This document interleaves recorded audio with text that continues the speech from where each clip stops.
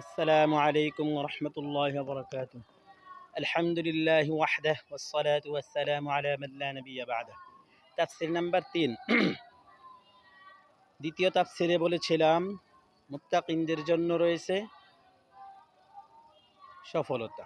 লাআল্লাকুম তাত্তাকুন, আল্লাহ তাআলা বলেছেন যেন তোমরা মুত্তাকিন হতে পারো, এজন্য তোমাদেরকে সৃষ্টি করেছি। তো আল্লাহ তাআলা এখন যে তাফসীর বলবো আপনাদের সামনে সংক্ষিপ্ত তাফসীর, এই আয়াতের মধ্যে আল্লাহ তাআলা মুত্তাকিনদের জন্য পুরস্কারের কথা বলেছেন। আল্লাহ তাআলা বলেন, ইন্নাল মুত্তাকিনা ফি জান্নাতিন ওয়া নাঈম।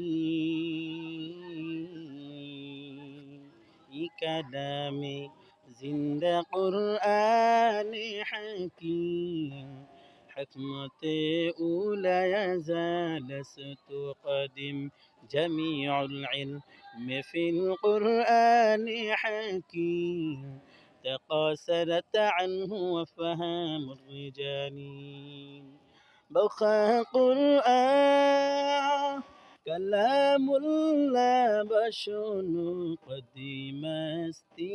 قديم استنوين। আল্লাহ তাআলা বলেন ইন্নাল মুত্তাকিনা, ইন্না হলো হরফে মুশাব্বা বিল ফাইল। আল্লাহ তাআলা বলে ইন্না, নিশ্চয়।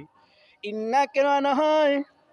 ইন্না শব্দ কোরআনের মধ্যে আনা হয় কোনো কথার গুরুত্ব বোঝানোর জন্য, কোনো কথার মূল্য বোঝানোর জন্য।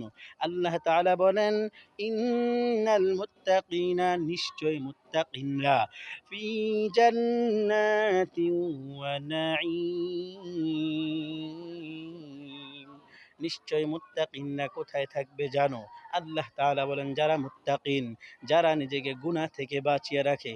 নামাজ না পড়া অনেক বড় গুনাহ, মা বাবাকে কষ্ট দেওয়া অনেক বড় গুনাহ, এরকমভাবে যত প্রকার গুনাহ রয়েছে, সকল প্রকার গুনাহ থেকে যারা নিজেকে বাঁচিয়ে রাখবে রে ভাই, তারা হলো মুত্তাকিন।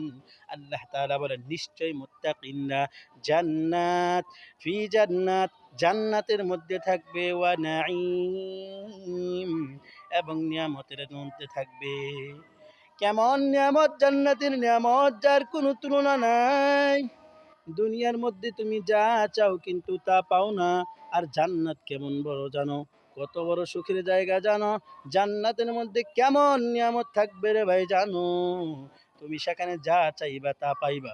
তবে এই জান্নাত পাওয়ার জন্য আল্লাহকে মানতে হবে, আল্লাহর কোরআন শিখতে হবে, আল্লাহর কোরআনের ভালোবাসা নিয়ে দুনিয়াতে থাকতে হবে, অন্তর দিয়া, মহব্বত দিয়া, অন্তরের ভালোবাসা নিয়ে